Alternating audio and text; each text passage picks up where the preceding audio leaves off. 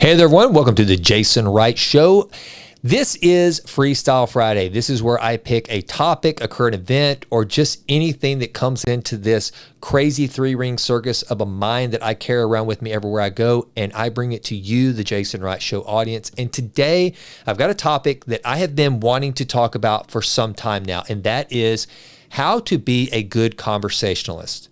Now, a lot of people just kind of take that for granted. They think that, well, there's no big deal. You sit down with someone, you talk, there's a conversation, boom, that's it. And a lot of times that can be the case if it's someone like a parent or if it's someone you're really close to, where there's absolutely no expectation on the conversation at hand. However, when you get out of those really close interpersonal communication instances with family and friends that are really close to you, that kind of know you, that kind of understand how to keep a conversation going with you, that's when it can get tricky. And the reason why I want to talk about this is because I believe that being a good conversationalist can be one of the single greatest assets that you can have as a professional, as just as a human being in general. If you want to widen your network, if you want to widen your sphere of influence, if you want to win friends and influence people like Dale Carnegie spoke of, one of the most surefire ways to do that is to be a good conversationalist. Now, here's what's kind of bizarre about me doing this topic. I hate conversations. Let me explain. I like conversations with my wife. I love conversations with my wife, unless they're on the phone. I don't like to talk on the phone with anybody. I hate talking on the phone. But when it comes to my wife, my daughters, a close friend, a colleague, there are several of those folks, and I mean just several, that I really enjoy having a conversation with. But for the most part, I hate small talk and conversation. But I know how important it is. And two, because I hate it so much, I have developed a certain set of tools and tactics to try to be really good at it, which thus makes it more enjoyable. So the reason why most small talk sucks, and this is what we'll do, we'll just start here with small talk, how to be a better small talker. I'm talking about those times when you're at a business convention, you're at a wedding, you're at dinner with people that aren't really close friends. They're more like acquaintances, and somehow you got roped into it. When you're on an airplane and the person just won't shut up and you feel rude if you don't talk to them. Those are the kind of instances that I'm talking about in this moment. Now, the first thing you have to realize, let's say that you're in some sort of a professional setting where you want to put your best foot forward. You want to make the person feel good about themselves. And that's one of the things you have to think about is like you take on a sense of responsibility for the quality of that conversation. If you will do this from the beginning, you will be leaps and bounds above where most people are. Most people walk into settings, social engagements with no goals, no presupposed ideas of how their conversations are going to go, the impression they're going to make on the room, the people they're going to meet. And there are a few things you can do to set yourself up for having good conversations. So let's take one of these scenarios right now. What do you do when you walk into a room, and let's say that you're on some business convention and there is a happy hour that you don't want to go to? You're like Jason Wright. Let's say you're like Jason Wright and you would much rather skip all of the social engagements, go right to your room, read a book, put on a movie, and go to bed really early. But you also, like Jason Wright often does, you know that makes you look kind of aloof, disengaged, cold, and it's just part of your job to be there and to meet people and to discuss whatever the topic at hand is and just to be a good, willing participant. I mean, just have a good attitude. So you decide you're going to show up. Here are some things you can do to prepare to have good conversations before you go in. First of all, it's your attitude. Go in with the mindset. Now, I'm really speaking to, by the way, to those people who are like me, who I am an introvert who is disguised as an extrovert. You wouldn't think that an introvert would have a podcast, and if you met me in person, you would never in a million years assume that I'm an introvert. But I really am. I don't want to talk to people. I'm very much a recluse. I don't want to be in social engagements. I don't socialize at all. And so therefore, that's why I have to practice these things. So one of the things that you should do is go in and immediately have the attitude, whoever I talk to, I will leave there knowing more about them than they know about me. Let me explain. A lot of people in these instances, what they do is they walk up, and when you engage with them, their default setting is to give you their resume, let you know how important they are, give social indications about their income through like where their kids go to school, where the kids went to college, where they live, this sort of thing. If you want to relax during a conversation, make questions your goal versus answers. Now, this can be tricky because a lot of times people will come up and I've done this. I did this to Jimlyn the first time we ever went to dinner. I had this mission to know more about her than she knew about me by the time dinner was over. And as a result, it scared the crap out of her. She thought that I was interrogating her in a way. And I was doing it very sweetly. I was really just asking her all kinds of questions. I wanted to know about her, and I wanted to make her the center of attention. I didn't want it to be about me.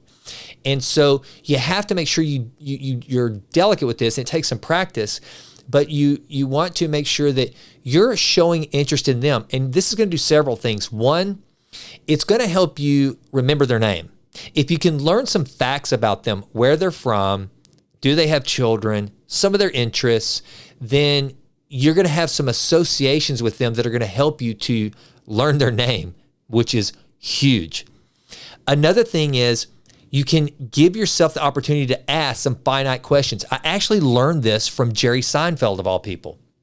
Jerry Seinfeld, if you know anything about him, he's kind of a curmudgeon. He doesn't like to socialize. He just doesn't like people in general, I don't think. And one of the things I heard him say one time was when he goes into a conversation, he has like three questions that he can ask a person that everyone has an answer to. Where are you from? Do you have children? And how many do you have? Or are you married? There's these questions that you can just go in, and that way you avoid the dead silence. Now, I'm going to get to the dead silence in a minute, okay? But because that's a whole nother thing to tackle. But right now, as it relates to what we're talking about, it's like that's how you keep the conversation going. And so you kill like two birds with one stone on that one. One, you fill the void, the vacuum of silence, but you also set yourself up as the interested, nice person that really wants to know who they're talking to. And that's something that people just love. People love to talk about themselves. People love the sound of their own name. And if you leave that party and those people go home and they think, wow, I feel like that guy, I feel like Jason really knows who I am. That's going to be incredible.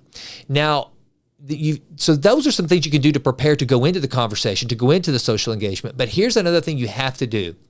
You have to realize in a conversation that you have responsibility. Let me explain.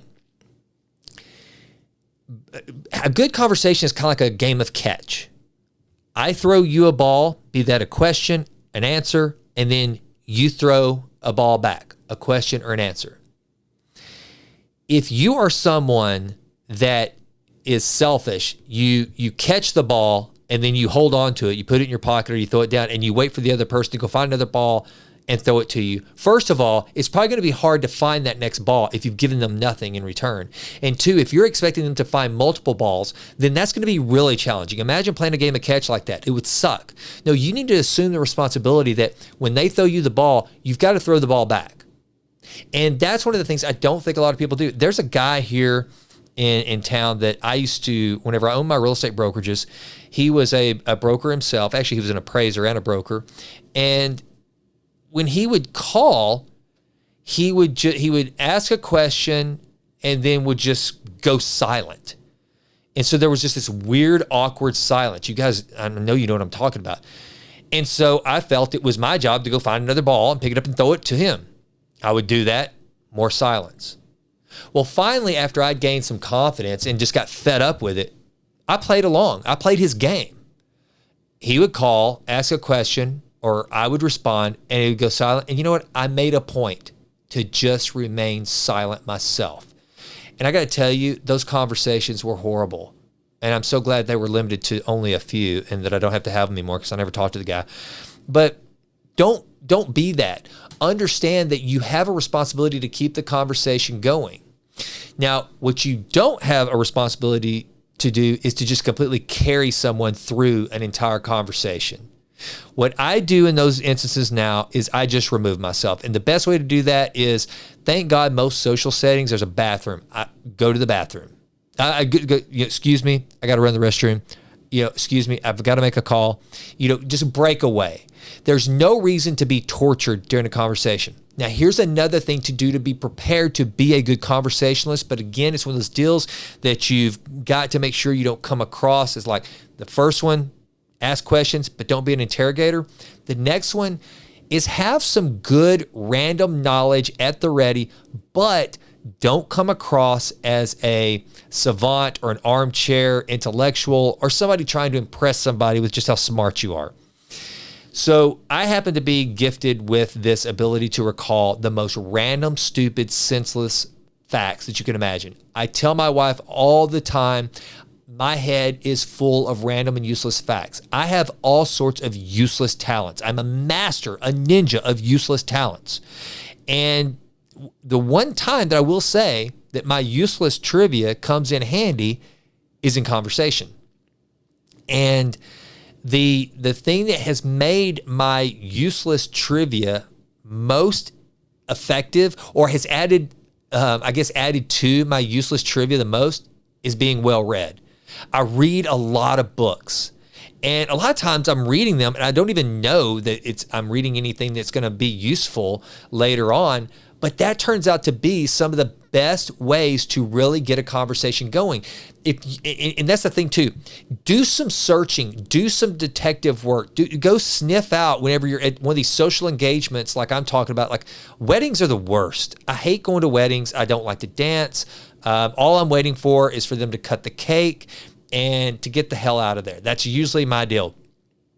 But if I can find someone that either enjoys a movie that I like, or even better, has read a book that I've also read, that's money. That's a home run. So go seek out people that you can find some commonality with. They've gone on a trip that you've gone on. They've read a book that you've read. All of a sudden, you just short circuit all the other small talk, and you can find something that you might actually enjoy talking about. Now, since we're talking about being a quality conversationalist, one of the things I got to tell you is this: be aware of being a Tommy Topper. You know what a Tommy Topper is? That's somebody that says, well, we were in the Maldives last year, and then you come back and say, oh, really? Well, we went to Brando Island just the summer before. Oh, really? Well, we went to the Brando Island and we went skydiving in Greece. Oh, well, so you top. So here's one of the best ways to not be a Tommy Topper. And I will say this. I think a lot of people that are Tommy Toppers, I've got a member of my family that she simply cannot hear anyone say anything about their experience without immediately boomeranging the conversation into something about her. I mean, if I were to tell her, you're not going to believe this, Jeff Bezos called me last night and said he needs to take a test flight to the moon, and he flew me in a private jet to a launch pad. Jeff Bezos and I flew to the moon. This family member would not ask one question about my trip to the moon. What they would do is automatically start telling some story about how one time my grandma said that she was looking at the moon and she saw or she would start recalling about whenever Neil Armstrong walked on the moon and where she was and who she was with and what it was like and what it meant to her. She would never even acknowledge that I had just been to the moon with Jeff Bezos. Okay, don't be that kind of person. It's narcissistic and it's annoying as hell. Trust me. This person, I don't even talk to him anymore.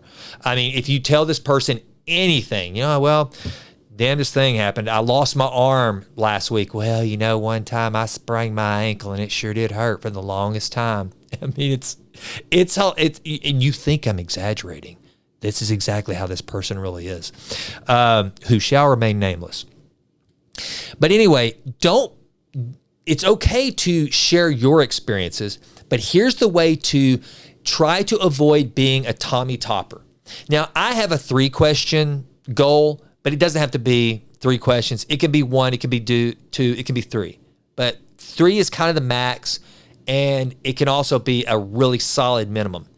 If someone tells you that they have, if you're just in a random conversation, and they tell you about a vacation that they have been on, France, let's say they've been to Paris, okay? If you've also been to Paris, your immediate default reaction, I can almost guarantee you, is to talk about your trip to Paris, which basically means that they told you about their trip to Paris, and that's all you need to know. They said they went to Paris in the summer of 2020 and blah, blah, blah, blah, blah. And you immediately, if you've been to Paris, you start talking about your trip to Paris. Well, what that does is that means that all of they're telling you about their trip to Paris did was prompt you to tell them about your story, in which, if you want to get really analytical about it, means that you didn't give a crap about their trip to Paris. So what do?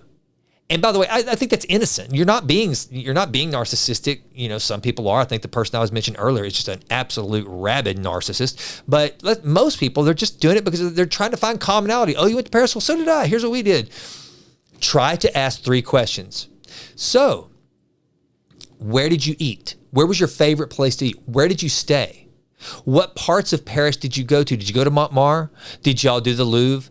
What was it like? What were some of the highlights of your trip? Ask them 3 questions, and then what will happen is they will automatically sense that you're interested, and then that will prompt them to show interest in your trip. So then they can ask you, where did you guys stay? Where were some of your favorite places to eat? You went to Montmartre. Did you go to Van Gogh's studio? What did y'all do up there? Did you go to the flea markets? Oh my gosh, you did? Did y'all find anything? And now all of a sudden it becomes a real conversation. And by the way, set a goal.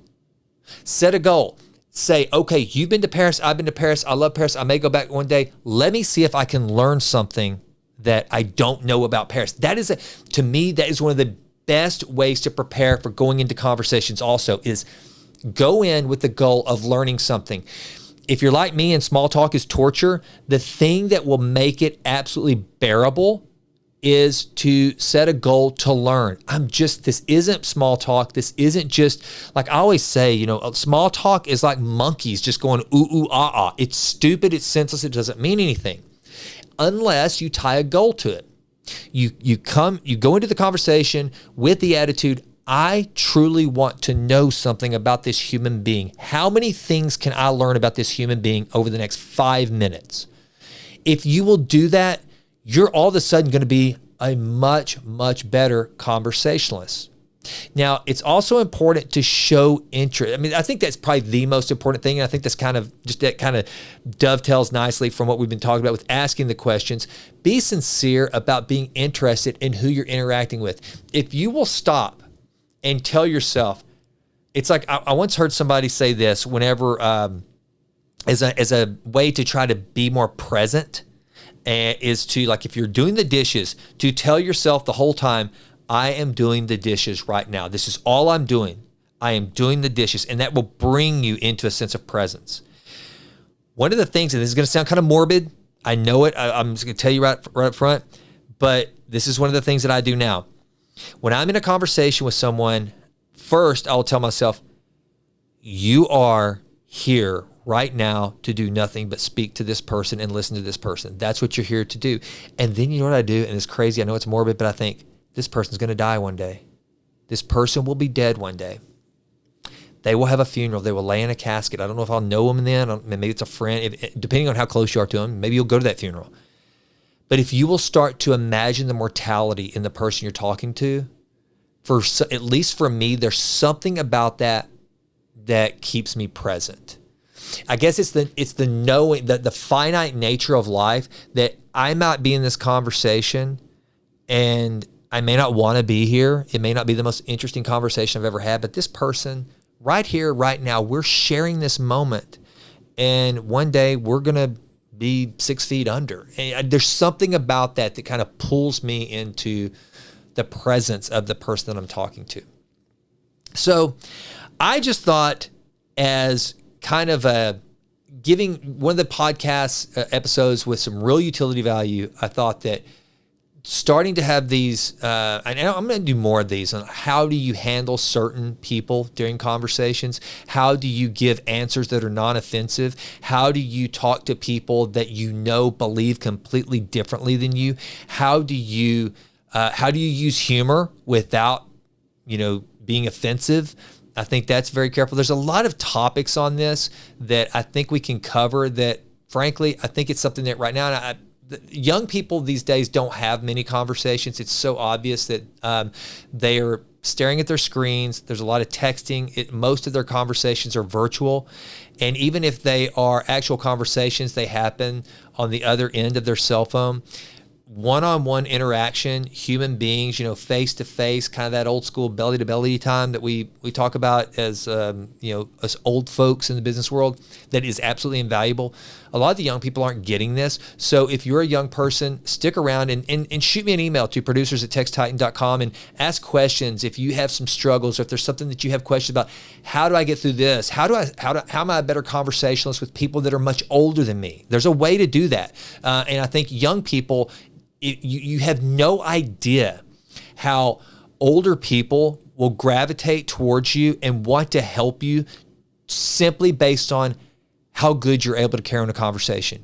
It says so much about you. I know it sounds judgy and maybe a little short-sighted, but I'm telling you, your interpersonal communication skills are something that, look, I've had to use it to overcome, and this isn't false humility. Okay, it's really not. I'm a smart guy. Okay, I'm probably moderately above average. But let me tell you something. It was not my brains that got me through life and business and up to this point. It was not. And I mean that in the most sincere way. But the fact that I can have a conversation with anybody. I don't care what their education level is. I don't care how accomplished they are. I can have a conversation with anybody, which reminds me of a great story about conversation with people that are incredibly successful. The natural thing to do is to go up to someone that's really, really successful and try to impress them by talking about yourself. And the thing you have to remember is the person you're talking to, if they're the successful person, like if I went up to Brad Pitt, I wouldn't automatically probably want to start telling him about all the things I had done. And Brad Pitt, why did I use Brad Pitt? Let's use Steve Schwartzman. That's better. Business leader, not Brad Pitt, but let's do Steve Schwartzman.